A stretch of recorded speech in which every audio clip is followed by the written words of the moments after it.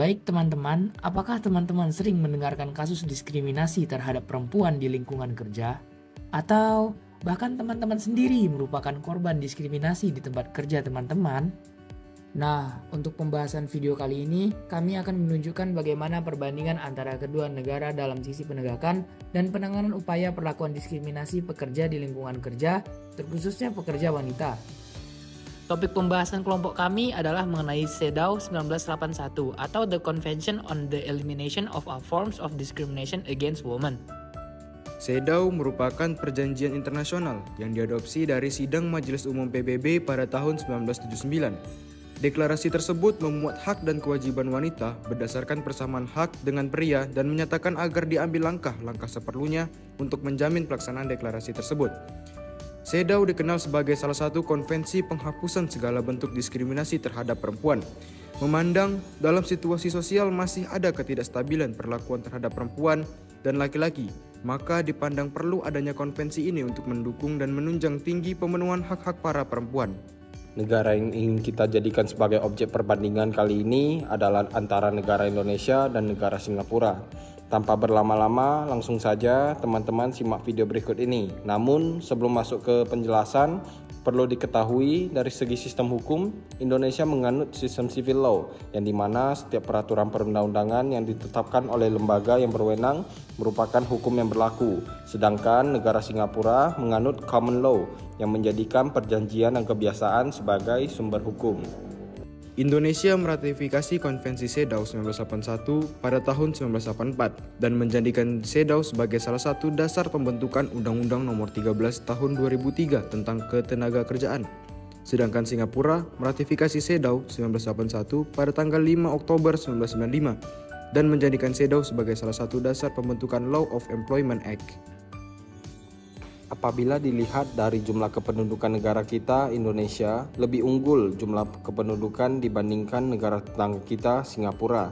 Namun dilihat dari segi pertumbuhan ekonomi, negara Singapura lebih menunjukkan keunggulan dalam implementasi program penjaminan hak-hak pekerja, khususnya pekerja wanita. Nah, pembahasan kali ini akan kita kaitkan bagaimana kedua negara menjamin pemenuhan hak-hak pekerja wanita yang lebih membutuhkan perlakuan dan perhatian khusus dalam menjalankan pekerjaannya. Indonesia, dalam mempertimbangkan terjaminnya pemenuhan hak-hak pekerja wanita, dapat dilihat dari adanya peraturan perundang-undangan yang mengatur mengenai ketenagakerjaan. Lebih spesifiknya, terdapat pada pasal 81 Undang-Undang Nomor 13 Tahun 2003 tentang Ketenagakerjaan, yang menjelaskan bahwasannya pekerja atau buruh perempuan yang dalam masa haid merasakan sakit dan memberitahukan kepada pengusaha atau pemberi kerja, maka tidak wajib bekerja pada hari pertama dan kedua pada waktu haid.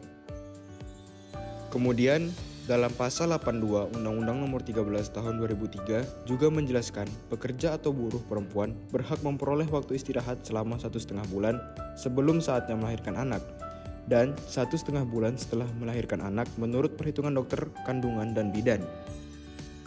Selanjutnya, dalam pasal 83 Undang-Undang Nomor 13 Tahun 2003 menekankan bahwa pekerja perempuan yang anaknya masih menyusu harus diberi kesempatan sepatutnya untuk menyusui anaknya jika hal itu dilakukan sewaktu kerja.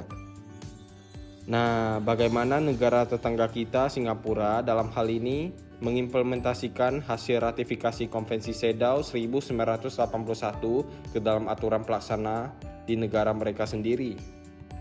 Untuk negara Singapura, ada aturan pelaksana yang merupakan penyempurnaan dari Konvensi CEDAW yang dituangkan ke dalam Employee of Act, yakni adalah kumpulan aturan yang membahas terkait dengan pemenuhan hak dan kewajiban pekerja di tempat kerja.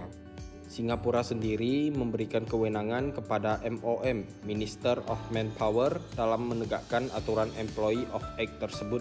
Bila mana suatu hari pemberi kerja atau pengusaha bertindak sewenang-wenang terhadap pekerja, maka tidak segan MOM memberikan sanksi denda terhadap perusahaan pemberi kerja, bahkan memblokir segala aktivitas ekonomi yang dilakukan oleh perusahaan atau tempat seseorang bekerja. Indonesia sendiri membagi tugas penegakan hukum pada dua lembaga yang masing-masing punya peran penting dalam memastikan pelaksanaan pemenuhan hak-hak pekerja perempuan, yakni kepada Lembaga Komnas HAM dan Lembaga Kementerian Ketenagakerjaan.